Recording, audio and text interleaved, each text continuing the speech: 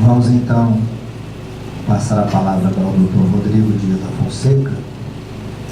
Dr. Rodrigo é juiz titular da primeira vara de trabalho de Itumbiara, Goiás, e além disso, mais importante, né? Ele é professor e coordenador do curso Ciências e Legislação do Trabalho do Instituto de Pós-Graduação de Goiás, do IPOG. Vamos então, temos de 30 minutos, doutor Rodrigo. Eu, até por ganho de tempo, eu cumprimento aos meus amigos integrantes da mesa, na pessoa do ministro-presidente do Tribunal Superior do Trabalho, Sua Excelência Ministro Brito Pereira. É uma honra formar a mesa com todos os amigos. Como juiz do trabalho, em primeiríssimo lugar, e tal qual o ministro disse, sabendo perfeitamente onde piso e onde estou, queria, em primeiro lugar, quem sabe seja possível fazer isso, retirar uma possível imagem distorcida que parte da magistratura trabalhista possa ter, em especial junto a associações patronais.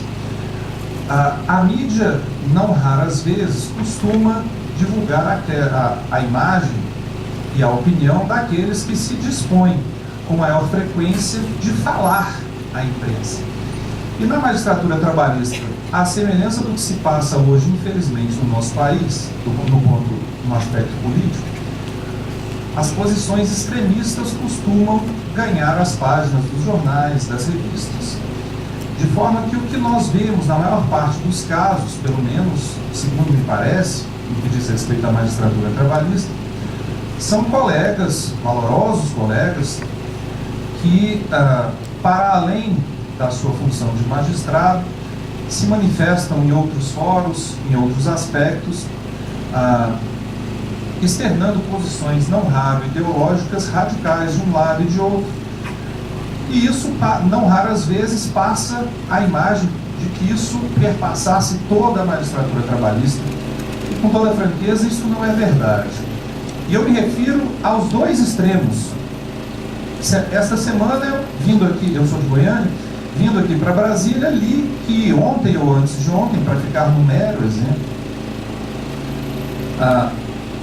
cerca de pouco menos de uma centena de colegas trabalhistas encaminharam um ofício ao presidente Michel Temer para que o presidente tomasse alguma providência em relação a uma manifestação de um general do Exército que teria pressionado o Supremo Tribunal Federal nesse ou naquele sentido. E eu honestamente não acho, com toda franqueza, que esse seja o papel do juiz do trabalho. Se fizesse o contrário, não é uma questão de ordem política, se fizesse o contrário, também diria que não é o papel do juiz do trabalho. E o que eu quero dizer com tudo isso é que me parece que a média da magistratura, do pensamento da magistratura trabalhista, não é este que tem sido amplamente divulgado. A maior parte dos juízes do trabalho está preocupada, a rigor, com os processos que correm em suas varas, com as execuções dos processos que correm em suas varas, com os reflexos, inclusive, da reforma trabalhista sobre os processos que estão sob sua guarda, de tal forma que, muitas vezes, o que se afigura verdadeiro aos nossos olhos é apenas parte da realidade, aquela que a imprensa tem mais interesse em cobrir. Mas existe uma realidade que está se descortinando a partir da reforma trabalhista. Aquela que se descortina na primeira vara do trabalho de Itumbiara, onde eu atuo, me parece ser muito ilustrativa daquilo que tem acontecido no país todo, pelo menos numericamente. No primeiro trimestre de 2018, nós tivemos uma redução de 47,5% do número de reclamações trabalhistas comparativamente ao primeiro trimestre de 2017. Não dá para não fazer a ligação dessa redução exponencial, diria eu, com a reforma trabalhista, com os efeitos da reforma trabalhista, para o bem e para o mal. Da minha experiência pessoal, o que eu pude perceber, além da expressiva diminuição do número de demandas, daquelas que foram ajuizadas, houve um aumento muito grande percentualmente falando, de reclamatórias vinculadas ao chamado rito sumaríssimo, ou seja, um patamar de pedidos cujo valor é menor. Isso significa dizer que muitos pedidos estão deixando de ser deduzidos em juízo, na média. Além disso, tem se verificado um aumento não tão significativo, mas perceptível, do número de acordos judiciais. E, com toda a franqueza, me parece que são os mesmos fatores que levam a essas três diferenças marcantes em relação ao que acontecia no passado, anteriormente à reforma trabalhista. Há bons e maus motivos para isso, nós os conhecemos todos muito bem. Dentre os bons motivos, segundo me parece, ao menos, havia de certa tolerância com alguns pedidos que eram deduzidos em juízo sem maior razoabilidade, eu ia falar sem maior responsabilidade, mas não quero jogar uma carga tão grande nas costas dos amigos advogados, mas sem maior consideração sobre aquilo que estava sendo pedido, porque afinal de contas era até humano. Já se sabia de antemão, na maior parte dos casos, que o nosso sistema admitia que se os pedidos fossem julgados improcedentes, a grande verdade é que na imensa parte dos casos, isso não trazia grandes ou nenhuma consequência de ordem prática, economicamente falando ao menos, aos reclamantes. A gente sabe que essa realidade mudou um pouco com a reforma trabalhista. Pelo mesmo motivo, vários pedidos deixaram de ser deduzidos nas mesmas ações. Mas aqui a gente encontra alguns probleminhas, né? Entre os motivos que sumiram praticamente das ações que me são submetidas, e eu acredito que isso esteja perpassando pelas ações no Brasil inteiro, é muito fácil, é muito perceptível que se detecte a diminuição drástica do número de pedidos de adicionais de insalubridade e periculosidade. E é uma pena em certos aspectos, porque é perceptível ainda que alguns empregados possivelmente trabalham em ambientes insalubres e perigosos, mas não apresentam um pedido em juízo pelo temor de que, como eles não têm a certeza absoluta do trabalho em ambiente insalubre, nem o juiz a tem, afinal de contas é preciso designar um perito para avaliar isso. Então, para não correr o risco de pagar honorários periciais, honorários advocatícios, custas processuais, preferem não apresentar a demanda, adicionais de insalubridade e periculosidade.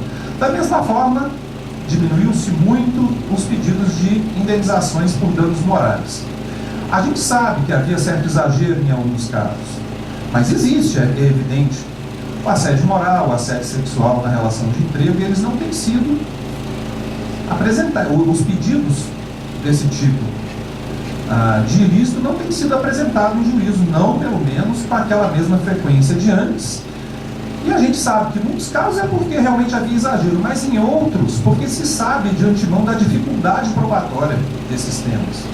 De tal sorte que nós temos aí um aspecto deletério, uma consequência deletéria desse aspecto da reforma, em que impede alguns trabalhadores que realmente sofreram o dano de vir buscar a sua recomposição judicial na medida em que a dificuldade probatória o impede, a rigor, de vir a juízo, temeroso que fica do custo que isso se lhe apresenta. Mas, de todo modo, com essas exceções, eu bem consigo perceber, de outro lado, algumas vantagens que a reforma nos trouxe. Eu percebo, como eu fiz questão de começar essa fala, eu percebo, como eu acho que a maioria dos que aqui estão também percebem, as vantagens e as desvantagens que a reforma nos trouxe. Não é um mar de rosas, não é?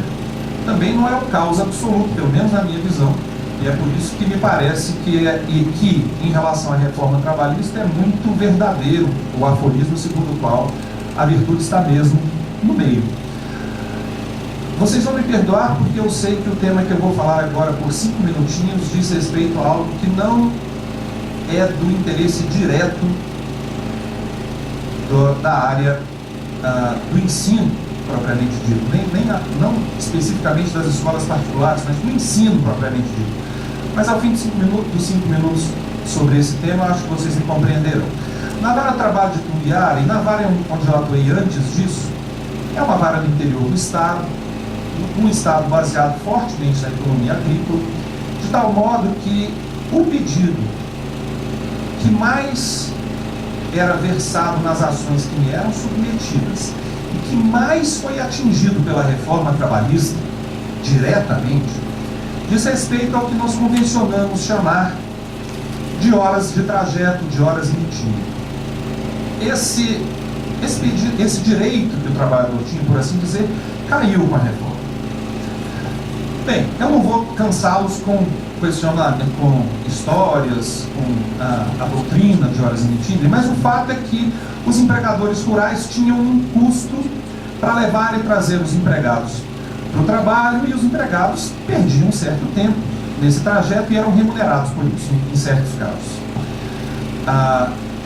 Em 18 anos de magistratura, eu sempre deferi esse tipo de pedido, porque eu sou um juiz relativamente obediente, ministro, às súmulas do Supremo também, mas do TST e à própria lei. De tal modo que sempre é deferido, até que, e continuo deferindo até, inclusive porque tenho julgado ações anteriores à reforma, em sua maioria, mas no início deste ano, me perdoe, no início de 2017, em Itumbiara, que é uma cidade que fica na fronteira entre Goiás e Minas Gerais, o maior produtor rural da região, ele resolveu subitamente cortar o transporte que fornecia os seus empregados. Isso causou um problema muito sério na cidade, porque os empregados que trabalham no plantio e na colheita são trabalhadores muito simples, eles não têm como regra outras habilidades, eles fazem isso para viver e não tem outro jeito. A consequência disso foi muito flagrante, muito flagrante. E a vara do trabalho do Tumbiara percebeu isso, nós percebemos isso visualmente, porque na frente da vara do trabalho passam os trabalhadores que se dirigem à zona rural. Eles passaram a ir por serviço 2 ou 3 na mesma motocicleta, 2 na mesma bicicleta, e um monte nos chamados paus de arara, um monte na boleia de caminhões. Na boleia não, na carroceria de caminhões. E nós percebemos, olha, que vai causar uma série de acidentes, que é um problema muito sério, né? E numa daquelas demandas movidas contra aquele pecuarista, aquele agropecuarista, ele nunca vai lá, ele manda um preposto, mas nós conversamos com o preposto, a gente já imaginava, né? O motivo era a condenação aos pagamentos de horas emitidas, que sempre acontecia. A partir desse momento, eu sei que eu estava sendo muito inocente antes, mas a partir desse momento eu percebi aquilo que sempre me diziam, mas que eu sempre deixava de lado, que em certos aspectos a proteção excessiva desprotege mesmo. Isso aconteceu em Tumbiara e eu senti muito com relação àquele pessoal porque a gente ler alguma coisa no livro e até ver na televisão é uma coisa, ver a 10 metros na sua frente, a 10 metros de distância, é diferente. Eu estou contando essa história aqui porque, diferentemente do ministro Brito Pereira, que tem uma responsabilidade enorme sobre os ombros dele, ministro-presidente do TST, eu falo um bocado, né?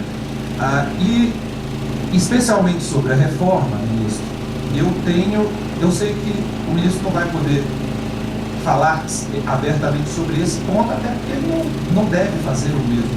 Mas eu e outros colegas de primeiro grau tememos muito fortemente. Eu só ouvi falar disso, fiquei muito aliviado ao conversarmos antes de entrarmos aqui com os proposições em sentido contrário.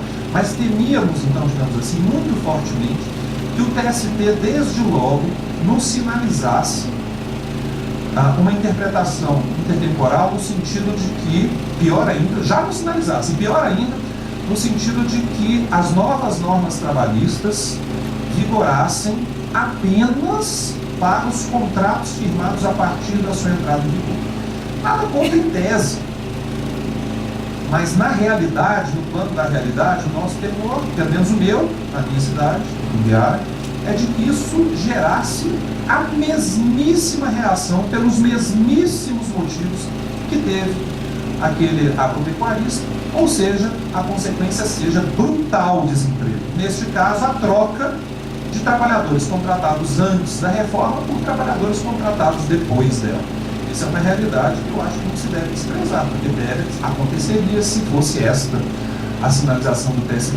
Eu vim com esse temor porque foi divulgado aos quatro ventos que o TST baixaria uma instrução normativa num ou outro sentido. É esse o meu alívio ao conversar com o ministro ali fora, quando disse agora há pouco, que é melhor esperar a maturação da jurisprudência, que vem de primeiro grau, passa pelos tribunais, até se sedimentar no TST, que parece que é o melhor mesmo, é o mais lógico. Fico até um pouco mais aliviado nesse sentido. Com relação, voltando então aqui à questão das escolas particulares, me parece que há uma série de questões atingidas pela reforma trabalhista. Conversando com vários representantes, me parece que, em primeiro lugar, uma das preocupações diz respeito à contribuição sindical. Facultativa, obrigatória, de qual modo isso vai se resolver, né? Bom, eu não posso esconder a minha posição porque ela é pública, eu já publiquei umas 30 sentenças sobre isso, então seria até hipócrita negá-lo.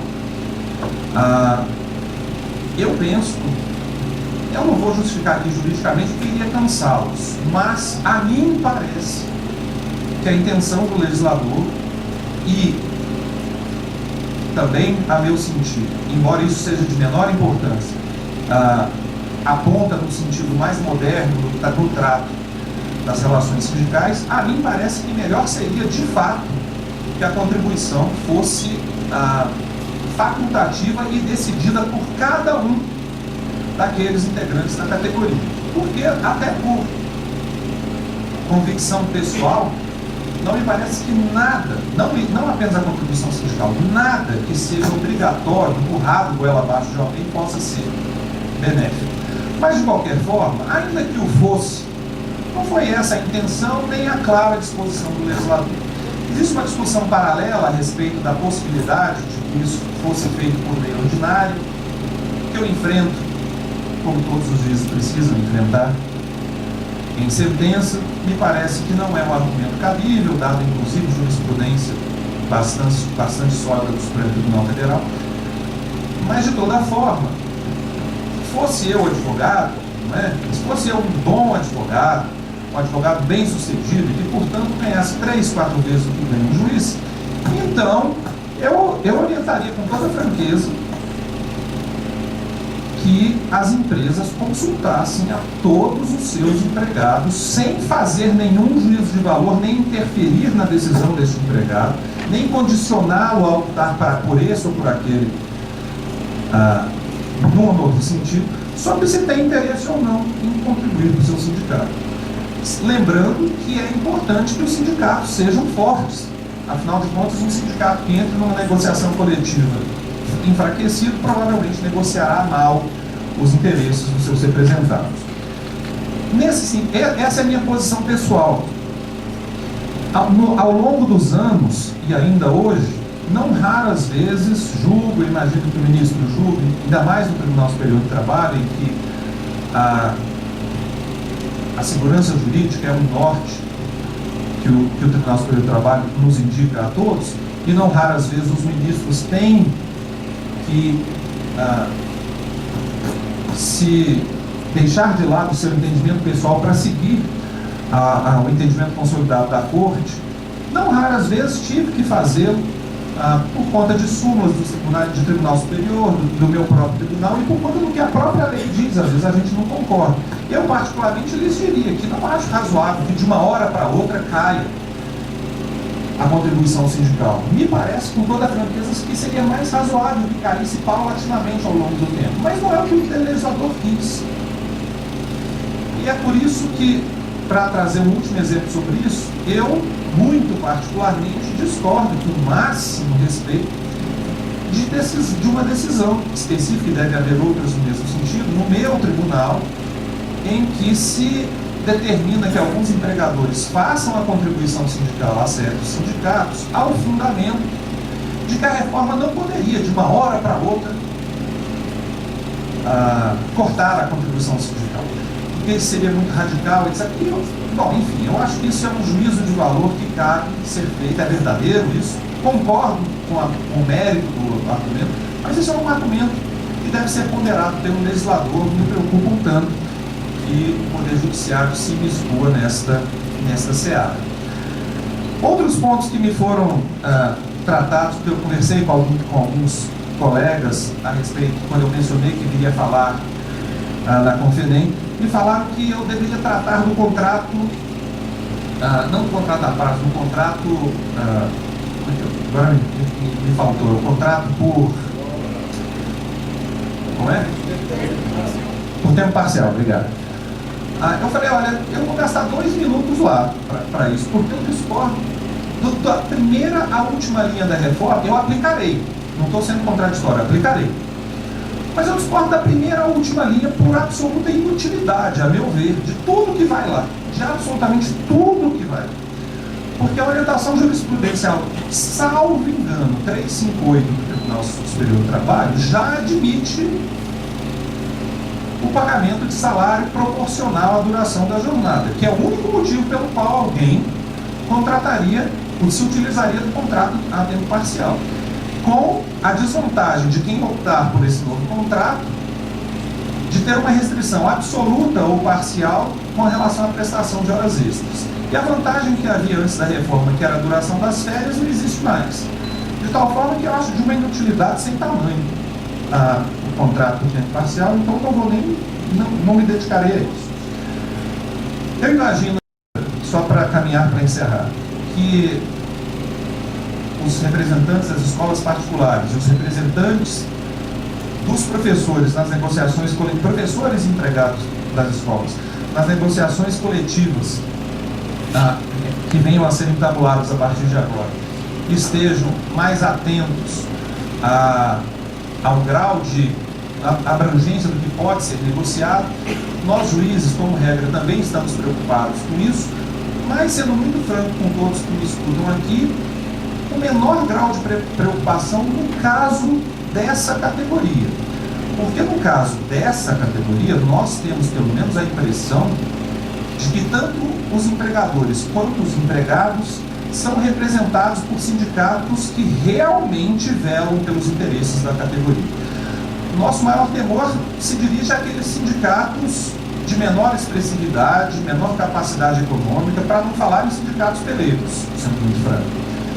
Porque esses podem causar um prejuízo realmente extremado a seus representados a partir da extensão do que lhes foi permitido negociar coletivamente pela lei da reforma. No caso de vocês, o ministro deu o exemplo na questão do intervalo do recreio, não é? Já foi dada até a dica, né? Para quem não tiver nem pensado nisso. E quanto enquanto o ministro falava, eu anotei algumas coisas. Eu trabalho intermitente. Bom, quando eu trabalho intermitente, eu nutro a franca esperança, mas não é aquela esperança utópica, não é uma esperança verdadeira, ministro. Espero que eu esteja certo nesse caso. Mas quem sabe eu esteja sendo apenas utópico, que o trabalho intermitente não alcance o trabalho intelectual. Me parece estranho o trabalho intermitente. É possível, obviamente, juridicamente falando, né? Mas eu faço voto de que não se chegue até lá. A grande verdade é que a reforma tem apenas 5 meses, nós não temos absoluta ideia, muito bem a ideia do que será feito dela. Nós temos uma medida provisória que complementou em certos aspectos a lei anterior, mas que, feliz ou infelizmente, em alguns casos felizmente, outros infelizmente, né, essa medida provisória de certo cairá agora no dia 23, salvo engano. Eu lamento muito pelo trabalho intermitente, porque ele foi melhor regulamentado na medida provisória. Nós voltaremos a uma situação de lacunas absolutas, né? E lamento com toda a franqueza com relação ao dano extrapatrimonial, que com a medida provisória ficou ruim, mas sem ela era péssimo. Então lamento pela queda por isso também. Mas, ao fim e ao cabo, a reforma trabalhista será, como se costuma dizer, aquilo que nós fizermos dela, né? E eu espero que nós, quando eu digo nós, empregadores, empregados, juízes, tribunais regionais, Tribunal Superior do Trabalho, e no limite, é evidente, o Supremo Tribunal Federal, é muito importante, diga-se de passagem, nós temos várias ações diretas de inconstitucionalidade fundamentais aí para a nossa atuação. Espero que nós consigamos fazer o melhor dessa reforma para boa evolução das relações de trabalho no Brasil. Fico à disposição de todos para os futuros debates. Obrigado pela atenção que me escutaram.